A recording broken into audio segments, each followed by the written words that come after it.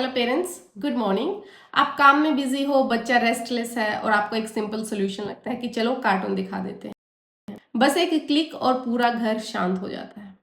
और ये glowing screen जिनको हम डिजिटल बेबी सीटर बोलते हैं, मैं नैनी की बात नहीं कर रही हूँ, डिजिटल बेबी सीटर है आपके फ़ोन, मोबाइल, घर पे टीवी, टैबलेट, कोई भी स्क्रीन जहाँ पर आपका बच्चा कार्टून देख रहा है। ये बच्चे की ब्रेन सर्किट की वायरिंग को रीराइट कर रहा होता है। आपको लगता है कि बच्चा टाइम पास कर रहा है और मदर्स को थोड़ा सा टाइम मिल जाता है अपना काम फिनिश करने के लिए। बट ये एक्चुअली में कैसे बच्चे के ब्रेन के साथ खिलवाड़ कर रहा है, आई वुड से, चलिए इस वीडियो में समझते हैं। रिसर्चर्स की एक लाइन आपको हिला देगी। जो भी बच्चा जितना ज़्यादा स्क्रीन को टच करता है उतना ही ज़्यादा वो रियल टेक्सचर को मिस करता है।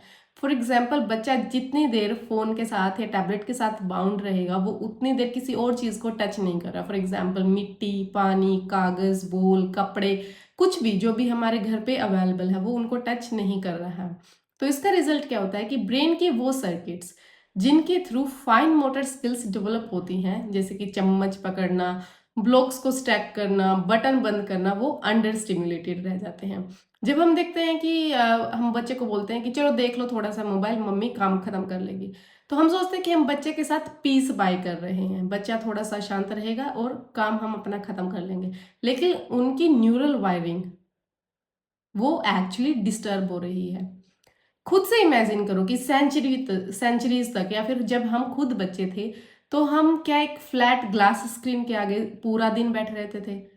हमने खुद मिट्टी से खेल के या फिर गलियों में खेल कर, इधर उधर उछल कूद करके ही हमने अपना चाइल्डहुड जिया है। और आज के बच्चों के लिए किसी भी रीजन की वजह से हमने बच्चे को सिर्फ एक फ्लैट ग्लास स्क्रीन पकड़ा दी है। टॉडलर्स का ब्रेन के अंदर एक मास्टर प्लान बनता रहता है जो एक एक सेंस को इंटीग्रेट करता है। For example, touch, sight, sound, movement, इन सब सेंसेस को वो इंटीग्रेट करता है। प्रॉब्लम जब होती है कि जब एक ही सेंस डोमिनेट करती है। फॉर एग्जाम्पल, अगर बच्चा पूरा दिन टीवी के सामने है तो उसने क्या डेवलप किया? उसने लाइट और साउंड को डेवलप किया। टच था ही नहीं, मूवमेंट मिनिमल थी कि बच्चे ने बैठे बैठे इधर उधर ही थोड़ी बहुत मूवमेंट की। स्मेल की बात करें तो बच्चे को पता ही नहीं है, राइट। यूनिवर्सिटीज के 2025 के क्लिनिकल डेटा ये कहते हैं कि जो डिजिटल बेबी सिटिंग है टोडलर्स में, जिन बच्चों में भी डिजिटल बेबी सिटिंग चल रही है, मीन्स जो बच्चे मोबाइल देख रहे हैं, फोन देख रहे हैं, टीवी देख रहे हैं, उनमें जो फाइन मोटर स्किल्स माइलस्टोन है वो 4 से 6 महीने तक डिले हो जाती है। कोऑर्डिनेशंस जो है वो वीक हो जाते हैं। कोऑर्डिनेशंस कौन से? लाइक कि चम्मच पकड़ना है, स्क्रिबलिंग है, बिल्डिंग ब्लॉक्स, ऐसा कोई भी काम जैसे पेंटिंग करना हो गया, ये बच्चों में वीकर हो जाती है। इवन बॉडी बैलेंस की भी हम बात करें तो वो कम डेवलप होता है, क्योंकि विजुअल सेंस ओवर स्टिमुलेटेड होती है।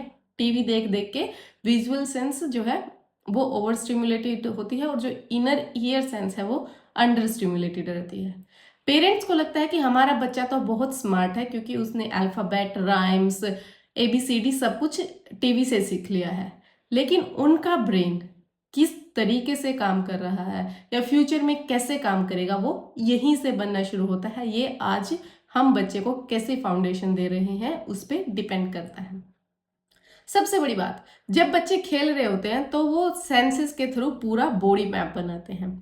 क्यों कोई चीज़ कितनी हैवी है, कितनी सॉफ्ट है, कितनी स्लिपरी है, कैसी है, वो सब एक्सप्लोर करके ही पता लगाते हैं। अगर आप बच्चे को जस्ट अगर उसने टीवी में देखा कि ओके कुछ हैवी ब्लॉक था, दिस इज हैवी, फिर उसने देखा कि दिस कोई दूसरा ब्लॉक है जो छोटा है, उसको हम कहते दिस इज लाइट, ओके वो रिकॉग्नाइज कर लेगा, समहाउ रिकॉग्नाइज कर लेगा। But how about the feel? जब तक उसने हैवी ब्लॉक को उठाया नहीं, जब तक उसने वो फील नहीं किया, तो वो मेमोरी जो है उसके ब्रेन में स्टोर नहीं होती है, राइट। यही रीजन है कि डिजिटल टोडलर्स में बाद में पेंसिल ग्रिप डिले होते हैं, ऑब्जेक्ट मैनिपुलेशन क्लमजी हो जाती है, या फिर सेंसरी फ्रस्ट्रेशन बढ़ता है कि चीज़ों को फेंकता है, लाउड रिएक्शन करता है, या फिर क्रैंकीनेस, ये सब बच्चों में बढ़ता है। और हम कह रहे हैं कि हम स्मार्ट स्क्रीन टाइम दे रहे हैं, हम तो बच्चे को सिर्फ वही चीज़ें दिखा रहे हैं जो बच्चे को लिए एजुकेशन देती है, बट नहीं, हम बच्चे की सेंसरी डाइट को डिफिशिएट कर रहे हैं।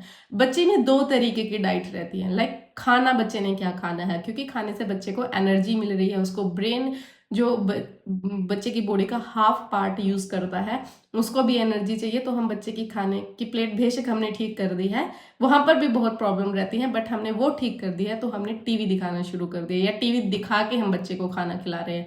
तो यहाँ पर हम सेंसरी डाइट को डिफिसिट कर रहे हैं। उसको जो कुछ मिलना चाहिए था, उसको जो सेंसेस से मिलना चाहिए था, या जब बच्चा खुद से खाना खा रहा है तो वो फूड को भी सेंस कर रहा है, ये सब मिसिंग हो जाता है। जैसे विटामिन डी बोन्स के लिए इंपॉर्टेंट है, वैसे ही टेक्टाइल इनपुट न्यूरल रूट्स के लिए बहुत ज्यादा इंपॉर्टेंट है।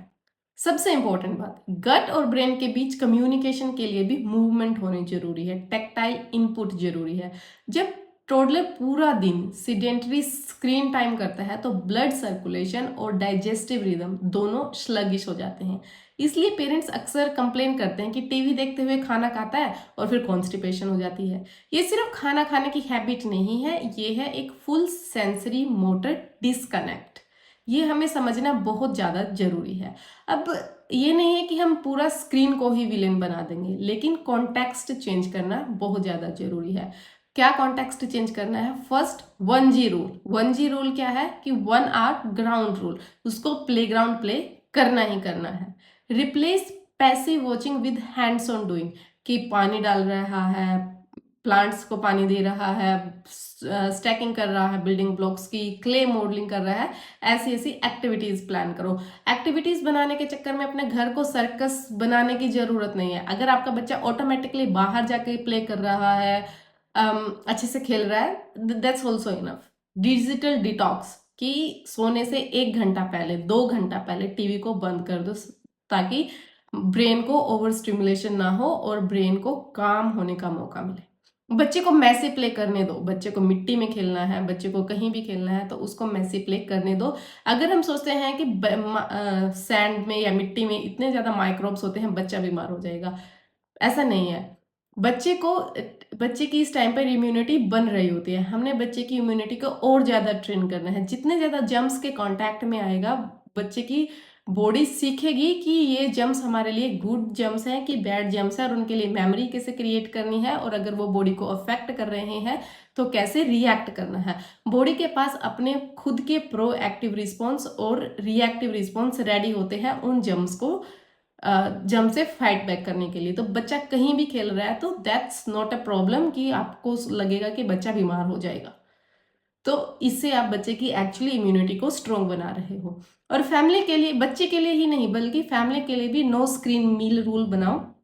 जब खाना खा रहे हो तो टीवी, फोन, स्क्रीन कुछ भी ना देखो, ताकि बच्चा भी वही सीखे। सबसे इंपॉर्टेंट, जब आपको लगे कि बच्चा बोर हो रहा है या टैंट्रम्स कर रहा है, बच्चे को बोर होने दो, क्योंकि जब बच्चा बोर होगा तो ही वो एक्सप्लोर करने के लिए उठेगा। अगर बच्चा बोर हो रहा था, आपने मोबाइल दे दिया, तो बच्चा बैठा रहेगा, एक्सप्लोर नहीं करेगा। बच्चे के लिए सबसे ज्यादा जरूरी है एक्सप्लोर करना। वो खेल के एक्सप्लोर करे, कूद के एक्सप्लोर करे, कैसे भी एक्सप्लोर करे, let him explore. And you stay calm, stay informed. Thank you.